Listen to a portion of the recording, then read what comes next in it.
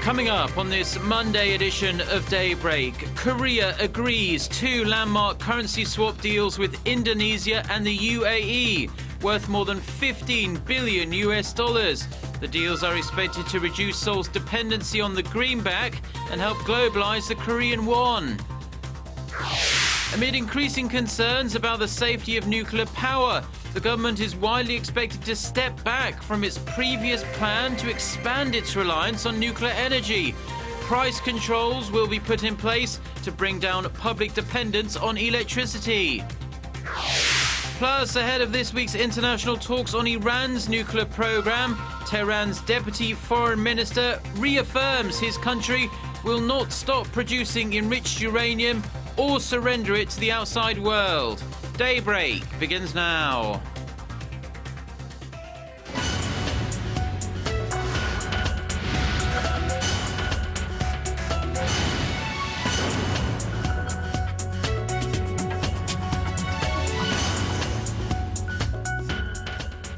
You're watching Daybreak on Monday, October 14th, and I'm Choi Yusan here in Seoul. We start with Korea taking further strides into emerging markets. Over the weekend, Seoul signed a currency swap deal with the UAE and agreed to sign another with Indonesia. Officials say the deals will help reduce Korea's dependency on the US dollar and facilitate the globalization of the Korean won. Hwang Sang-hee has the details. Korea and Indonesia have agreed to sign a currency swap deal worth $10 billion. The agreement was reached during a meeting in Washington on Saturday local time between Korean Finance Minister Hyun Oh-seok and his Indonesian counterpart. The currency swap line will expire in 3 years, but can be renewed upon agreement. At the same meeting, the head of Korea's central bank, Kim Jung-soo, signed a 3-year currency swap deal worth $5.4 billion with the United Arab Emirates. The agreements can be used in settling payments for their bilateral trade. Indonesia is Korea's 8th largest trading partner, with their trade volume valued at around $30 billion last year. Most of Korea's imports from the Southeast Asian nation are natural resources, such as iron and gas. Around 1/10 of Korea's crude oil imports last year were shipped from the UAE, Korea's 3rd largest trading partner among Middle Eastern countries. Both deals are expected to facilitate Korea's imports of natural resources and also help the globalization of the Korean won. The Korean government wants to use currency swap deals with emerging countries to settle payments for trade in an effort to reduce its dependence on the US dollar. The Korean finance minister hinted of additional agreements to come, saying Seoul is in talks with a few more emerging countries that are rich in resources and have strong trade links with Korea. For emerging countries, a currency swap deal with Korea provides a second line of defense amid an acceleration in the outflow of foreign currency, triggered by growing fears over the U.S. Federal Reserve's plan to taper its massive monetary stimulus program. Hwang Sang-hee, Arirang News.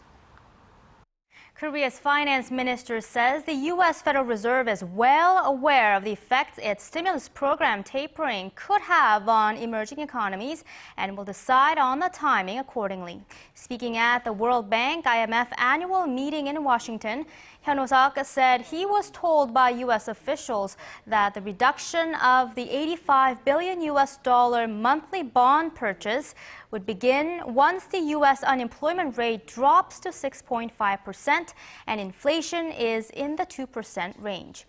Hyun added the Fed assured him of boosting the so-called forward guidance policy of better communicating with market participants to ease uncertainties about the stimulus reduction. And here in Korea, the National Assembly will begin its inspection of government offices starting this Monday.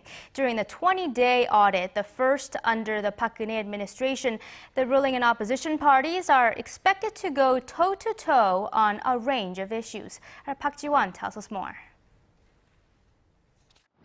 This year's parliamentary inspection of government offices kick off on Monday and will last 20 days, finishing early next month. 16 standing committees at the National Assembly will look into over 630 government offices and institutions, the largest number ever. The nation's ruling and opposition parties both said Sunday that they will focus on the inspection itself and refrain from political bickering, but it looks like they could be wishful thinking. Analysts say they expect the two sides to get sucked into political point scoring, considering the inspection is starting almost a month late due to the previous deadlock at the National Assembly. And this is the first official parliamentary audit under the Park Geun-hye administration.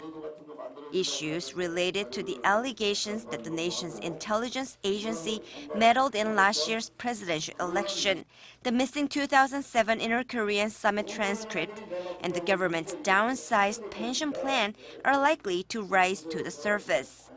Lawmakers are also expected to grill the nation's financial regulators for their lack of supervision regarding the recent debt-ridden Dongyang Group crisis that caused huge losses to investors. Park Ji-won, Arirang News. Korea and Russia will conduct a joint naval exercise in waters off Russia's eastern city of Vladivostok this week. The Korea Coast Guard says the drills, which start Monday and run through Friday, will be focused on bolstering the two sides' maritime security and search and rescue capacity. And on Wednesday, Korea's 5,000-ton guard ship, some 90 special forces and police officers will take part in the drills. The annual exercises have been held since 2001 to better exchange information and cooperate in areas of maritime security and countering international crimes.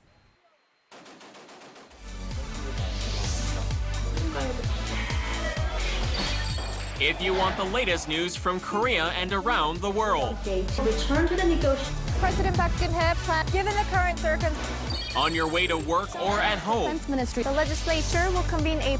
Tune into Daybreak on Arirang TV. Prime Minister Shinzo Abe said Tuesday.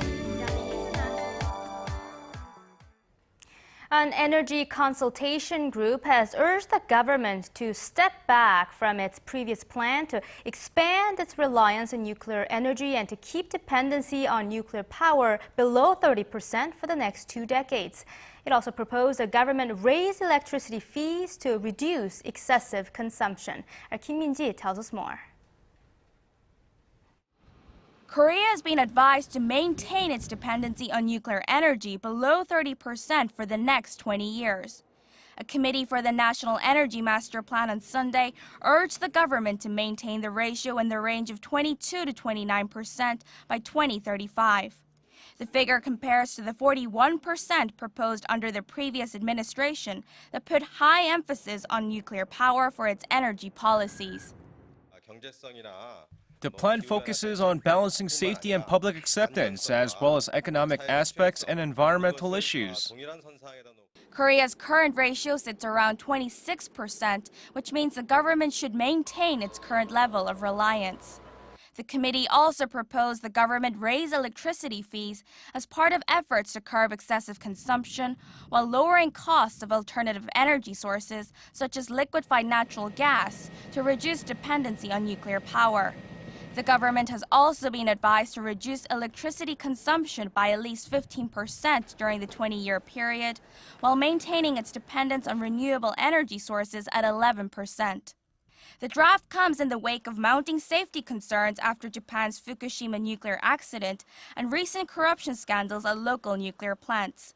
A public institution allegedly fabricated test results for a device used to prevent nuclear accidents, while the government has also found hundreds of fake test certificates for parts used in the nation's nuclear reactors. Kim Min-ji, Arirang News. A senior Iranian official says Tehran will not transport its enriched uranium stockpile outside the country in a clear rejection of Western demands. The Iranian state media quotes Deputy Foreign Minister Abbas Araghchi as saying shipping the material abroad would be a red line his country is unwilling to cross. The international community has been demanding Tehran stop producing uranium enriched to 20% and start sending some of its stockpile overseas. The minister also said his country will neither surrender nor suspend its enrichment process, but would be open to negotiate the form, amount, and levels of enriched uranium. Iran and the UN Security Council permanent members and Germany are scheduled to resume talks on the uranium issue in Geneva this week. The International Committee of the Red Cross says 6 of its workers and 1 Red Crescent volunteer have been abducted by gunmen in northwestern Syria. A Red Cross spokesperson said that the 7 were kidnapped on Sunday near the town of Sarakeb in Idlib province while returning to Damascus. The team had been dispatched to the area on October 10th to assess the medical situation and how to provide medical aid in the area. Around 90 people, mostly women and children, have been killed in a stampede at a Hindu festival in central India. Local officials say most of the victims were crushed to death after panic broke out on a bridge in Madhya Pradesh state. Others died as they were forced to jump off the bridge. Officials say the stampede could have been triggered by a rumor that the bridge was about to collapse. Stampedes are a common occurrence in India, with most of the incidents blamed on poor crowd control techniques and planning by the authorities. And back here in Korea, the Seoul National School for the Blind boasts a history spanning over a century with a core mission of helping students with disabilities. The timeless work of its teachers and staff has opened countless doors for people who are visually impaired in a wide range of areas, from politics to academia. The school now hopes to further advance the field of special education with state-of-the-art IT technology. Our Polly reports. Here at the main campus for the Seoul National School for the Blind, Lee Dae-hyun is flying through his reading assignment on his device, which is called a refreshable braille display. The high school junior is able to easily reference textbooks and other electronic documents, as well as quickly make notes on the braille terminal in spite of his visual impairment. Another specialized learning device being utilized at the institute magnifies and increases the contrast of reading materials. It's hard to imagine that just 10 years ago, these IT devices were considered science fiction. In the past, school texts were transcribed into braille by hand using a metal printing press that often produced heavy and cumbersome books. The advent of the Braille Information Terminal has saved a lot of time in making textbooks. As a result, I'm more efficient since I don't need to carry many books. It makes my life easier. It's just one of the many ways Seoul National School for the Blind is integrating cutting-edge technology into its curriculum. The school recently celebrated its centennial anniversary, and its administration is firmly focused on advancements in special education. As we move forward, while also looking back over the last 100 years, I strongly feel the need to improve the future of special education for young people. And with these new ideas in special education, we're exploring new directions in education for the visually impaired. The development of such high-tech devices is expected to enable visually impaired students to competitively explore a diverse range of academic and professional fields. Paul Yi, Arirang News. If you are of average weight but have something extra around the middle, you could have something called central obesity. The condition often occurs in people who are relatively slim on the outside but fat on the inside, and carries a higher risk for serious health problems such as diabetes or high blood pressure. Our Son Jung-in reports. Kim Jun-soo works in an office and rarely gets up from his desk while he's at work. The 36-year-old has a bit of a pot belly, but considers himself to be healthy, as he is 170 centimeters tall and weighs 68 kilograms, which is an average weight for his height. I am confident about the way I look because I'm fairly thin for my height, so I think I'm healthier than other people who are the same age as I am. But most doctors would say otherwise. In fact, Mr. Kim was recently diagnosed with central obesity, which is an excessive amount of internal fat around the organs.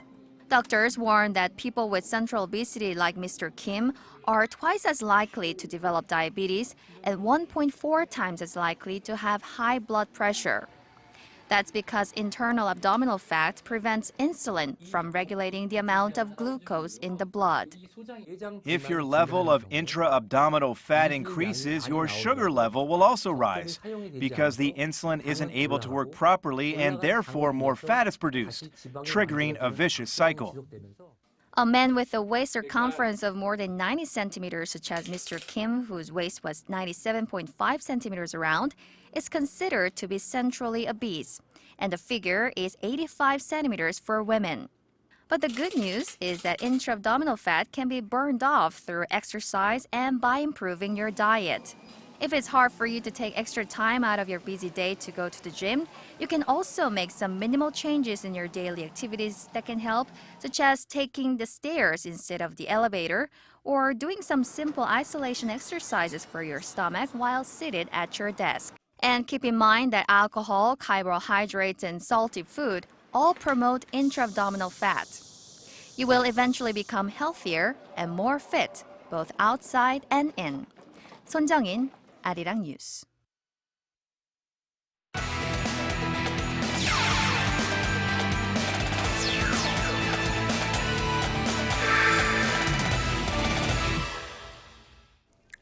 And a good Monday morning to you all as we kick things off with the first round of the 2013 KBO postseason between the Tucson Bears and the Nexen Heroes. An incredible weekend for the Tucson Bears, beating the Nexen Heroes in 14 innings on Friday, then coming back the next day to win again 2-1 thanks to Choi Jae-hoon's two-run shot. And of course, later tonight, it's the decisive Game 5 of the series. The Nexen Heroes are on the brink of an epic collapse after winning the first two games of the series. However, all four games have been very close with many errors and mistakes from both teams. But despite all that, the LG Twins are smiling as they await in the second round, hoping to face off against a team that's exhausted after playing 5 games. Meanwhile, the starting pitchers tonight, rookie sensation Yui Gon for the Tucson Bears and Brandon Knight for the Nexen Heroes. And speaking of close games, we go over to the National League Championship Series between the LA Dodgers and the St. Louis Cardinals. But fortunately for Lee Hyun-jin and the LA Dodgers, they're 2 games down, losing both games at St. Louis. Now, the first game, Zach Greinke pitches well as the Dodgers took an early 2-0 lead before the Cards come back to win it in 13 innings thanks to Carlos Beltran's walk-off hit. Now, game 2, Clayton Kershaw throwing another gem. The Dodgers offense, though, nowhere to be seen as they lose 1-0 to go down 2-0 in the NLCS. And with the series coming to Los Angeles for Game 3, Lee Hyun-jin is the projected starter, and the pressure is on the rookie lefty. Lee, who struggled in his postseason debut, hopes to bounce back and give the Dodgers a chance to come back. And moving on, if you're a football fan here in the nation, chances are you are pretty excited for the big match that took place this past weekend. It's because the Taeguk Warriors faced off against Brazil at the Seoul World Cup Stadium, only things didn't look too good for Korea as they lost 2-0 to the Brazilians. Now, right before the end of the first half, the Brazilian superstar Neymar scores a brilliant goal, giving the Brazilian side a 1-0 lead after the first half. Now, 4 minutes into the second half, it was Oscar who added the second goal, giving Brazil the 2-0 win. However, for the Koreans, several harsh plays on the night showed that Brazil was too much for them. But of course, with the nation facing off against Mali tomorrow, manager Hong Yong-go looks to utilize the same lineup he used against Brazil. Well, the 2013-2014 KBL season tipped off this past Saturday, and on Sunday, all 10 teams faced off once again. And taking a look at the results, Dongbu Promi beat the Orions 87-80. Samsung Thunders over Anyang KGC 80-88. Check that, to 78. And the LG Sakers beat the ET-Land Elephants 86-84. So with that said, let's take a look at the other 2 games that took place. Starting off with KCC Aegis taking on the SK Knights at Cheonju. Now, going into the game here, a close game in the first quarter of the match, with KCC taking a slim 18-15 lead before going into the halftime with a 39-34 lead thanks to Tyler Wilkerson with 11 points, 10 boards just in the first half alone. In the third quarter of the game, KCC lighting it up, outscoring SK 21-9. Big game from Wilkerson, who would finish off with 18 points and 14 rebounds, with Park Young-sang adding 18 points and 7 assists in the game as KCC cruises through 79-60, your final score. And moving on, the Ulsan Mobis Phoebus taking on the Busan KT Sonic Boom in Busan. KT taking a nice 27-15 lead in the first quarter, but Mobis bounces back in the second quarter, outscoring KT 25-17 as they cut the deficit to 44-40 after the first half. But in the second half of the game, Mobis taking control from the paint, ties it up going into the fourth quarter of the game. And despite a big game from KT's Anthony Richardson scoring 26 points and 6 boards, Rod Benson and Ham Ji-hoon combined for 38 points as Mobis rallies back to win this game 78-69, your final score. And with all that said, that's going to wrap it up for me. This has been SJ. Have a great rest of the day and see you guys again for your sports needs.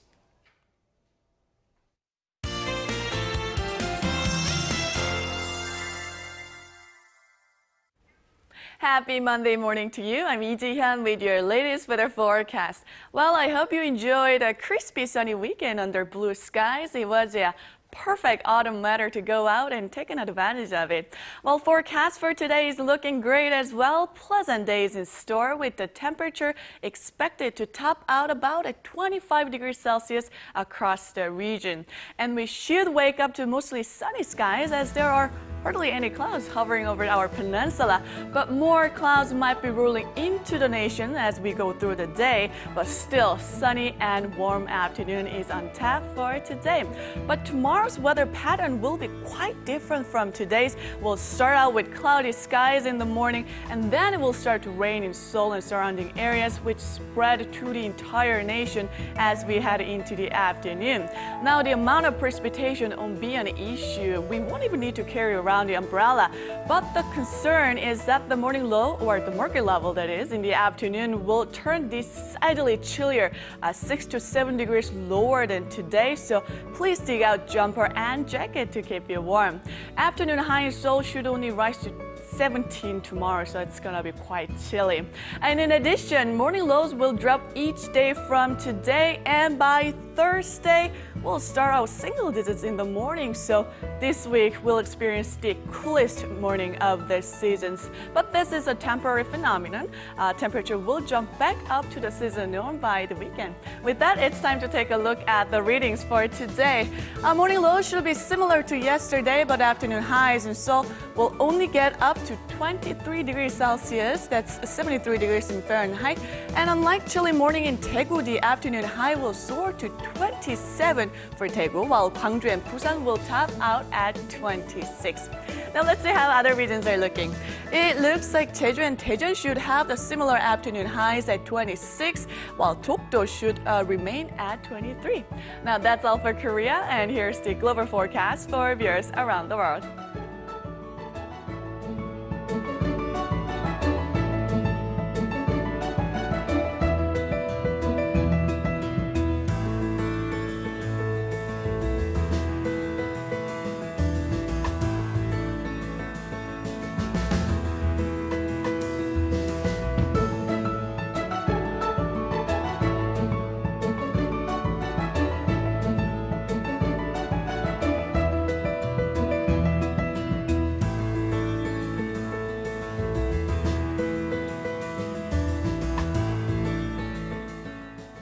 That's all for me at this hour. Enjoy your morning commute and have a wonderful Monday.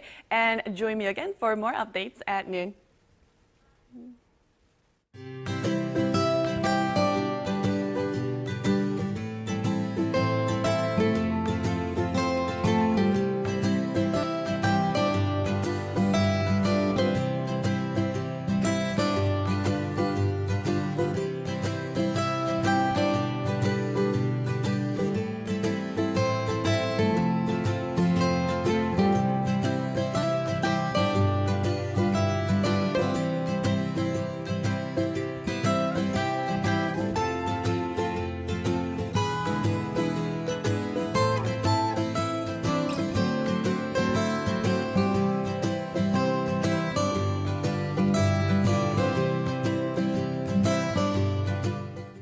And those are the stories we have for you at this hour. Stay with us throughout the day as we bring you the latest headlines.